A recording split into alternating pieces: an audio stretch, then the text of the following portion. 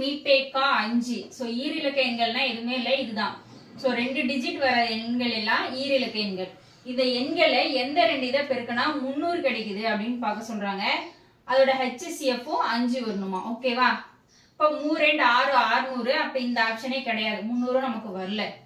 ஆனா 25 × 12 பெருக்கினீங்கன்னா உங்களுக்கு ஆன்சர் 300 கிடைக்கும். ஆனா எனக்கு இதுக்கு HCF எடுத்தீங்கன்னா 5ங்கிறது நம்மளால போட முடியாது.